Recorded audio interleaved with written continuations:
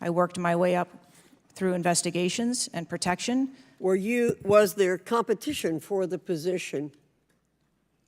You would have to ask those who were involved in the interview process. But you think you are the best person in the country to head the Secret Service? What you just watched is exactly why congressional oversight matters.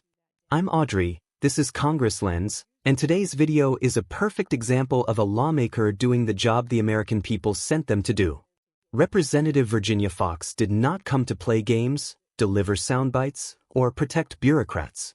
She came with facts, receipts, and a very clear mission: accountability. This wasn't grandstanding. This wasn't partisan theater. This was a serious interrogation of leadership after a catastrophic failure that nearly cost a former president his life and did cost an American citizen his life.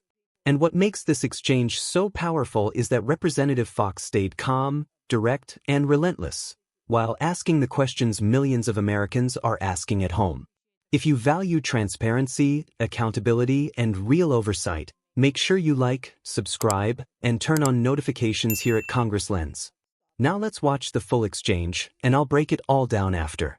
Thank you, Mr. Chairman. Director Cheatle, what grade would you give the Secret Service's performance in Butler, Pennsylvania on July 13? As I've stated, ma'am, this was clearly a failure. I would grade the agents and officers who selflessly threw themselves in front of the president and neutralized the threat an A. I think that we need to examine the events that led up to and prior to that day. You stated in 2021 that the Secret Service has a zero-fail mission. It's clear that the events of July 13 show a cascade of failures that cost Corey Comperatore his life, nearly cost former president his life, and injured David Dutch and James Copenhaver. When an agency fails spectacularly at its mission, those responsible must be held accountable, and the problems must be fixed so they cannot happen again. Why should the American people or the officials you're responsible for protecting have confidence in your ability to lead the Secret Service after such a spectacular failure? I appreciate the question, and I am committed to finding answers so that we can make the agency stronger after this. You said on July 15 that the buck stops with me. How are you taking accountability for the Secret Service's failures during the July 13 assassination attempt on President Trump? I have taken accountability, and I will continue to take accountability. I am responsible for leading the agency, and I am responsible for finding the answers to how this event occurred and making sure that it doesn't happen again. So I would like to explore how you got the job as director of the United States Secret Service. Is it typical for the director of the Secret Service to be recommended for the role at the behest of a president's family and senior staff, perhaps at the request of Jill Biden or Anthony Bernal? I got the job as a director of the Secret Service because I spent 27 years in an agency with a mission that I absolutely love.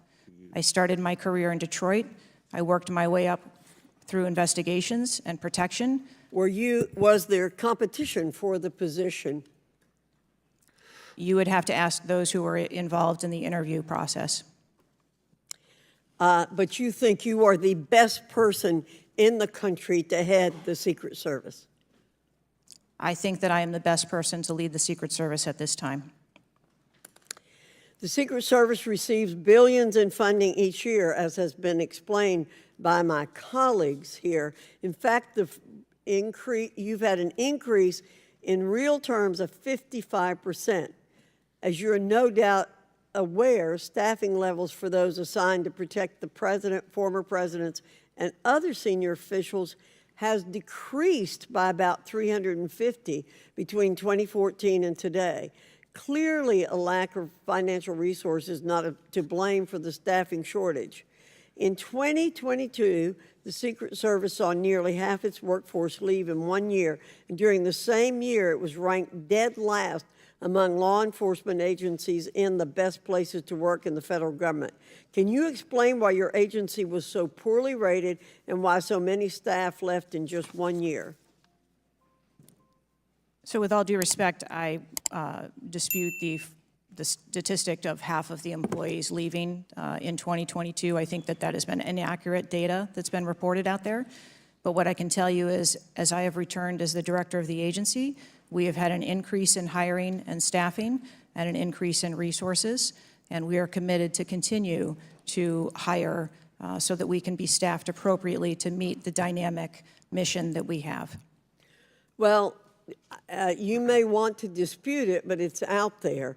My understanding, given the high-profile failures and rotten culture at the Secret Service during your nearly 2-year tenure, why should the American people have any confidence in your ability to lead the Secret Service to perform its zero-fail mission to protect our senior leaders? The Secret Service has an incredible culture. Our men and women place service over self. They come in every day willing to risk their lives for our protective mission, and they work investigations that thwart people who would do harm to children, child exploiters. We have an incredible mission, and our culture is we will get the job done no matter what. Well, those on the front line certainly have a great culture, and they were willing to risk their lives for President Trump. But I'm not sure the leadership at the agency has this right kind of culture. I yield back, Mr. Chairman. Chair now recognizes Mr. Conley from Virginia. All right, now that we've seen the entire exchange, let's talk about what actually happened here. Representative Virginia Foxx completely exposed the leadership failure at the top of the United States Secret Service, and she did it without raising her voice or losing control of the facts. From the very first question, Foxx framed this exactly the right way.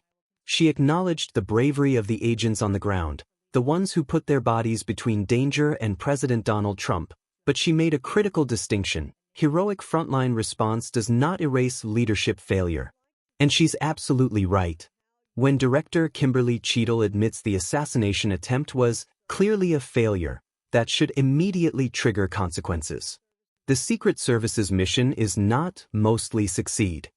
It is not respond bravely after the fact. It is, by its own words, a zero-fail mission. Foxx laid out the reality plainly. One man lost his life, multiple people were injured, and a former president narrowly escaped assassination. That alone demands accountability at the highest level. What really stood out was when Representative Foxx challenged the phrase we hear so often in Washington, "The buck stops with me." Because Foxx didn't let that line slide. She asked the follow-up question that matters. What does accountability actually look like? Not words. Not press statements. Not internal reviews that disappear into bureaucracy, but real responsibility. Then came one of the most important moments of the hearing. Foxx questioned how Kimberly Cheatle even got the job. That wasn't a personal attack. It was a legitimate governance question. When leadership fails this spectacularly, the American people deserve to know whether the appointment process prioritized qualifications or political connections. Cheatle's response, that she had 27 years of experience, did not answer the core concern. Experience alone does not equal competence at the highest level, and Foxx made that clear without ever saying it outright. And when Foxx asked, "Do you think you're the best person in the country to head the Secret Service?" That was not a gotcha question. That was a test of judgment. Cheatle's answer, "I think I am," lands very differently when stacked against declining staffing levels, massive attrition, poor workplace rankings, and a near-presidential assassination attempt. Foxx then delivered the knockout punch with the data. Billions in funding. A 55% real-term increase. Yet fewer agents protecting top officials. Reports of nearly half the workforce leaving in a single year. Dead last workplace rankings among federal law enforcement agencies. That is not a funding problem. That is not a recruitment problem. That is a leadership problem. And when Cheatle disputed the numbers without providing clear counterdata, Foxx didn't back down. She reminded everyone watching that these reports exist, they're public, and leadership doesn't get to wish them away. Perhaps the most telling moment came at the end. Foxx made a clear distinction between the culture of the agents and the culture of leadership. She praised the men and women on the front lines while openly questioning whether agency leadership shares the same sense of urgency, accountability, and seriousness. That's not disrespectful. That's responsible oversight. This exchange is why Representative Virginia Foxx deserves credit. She didn't politicize a tragedy, she honored it by demanding answers. She spoke for the victims, for the agents who did their jobs, and for a public that expects competence from institutions tasked with protecting lives. This is what accountability looks like. If you want more breakdowns like this, clear, focused, and rooted in what actually matters, make sure you're subscribed to Congress Lens. I'm Audrey. Thanks for watching.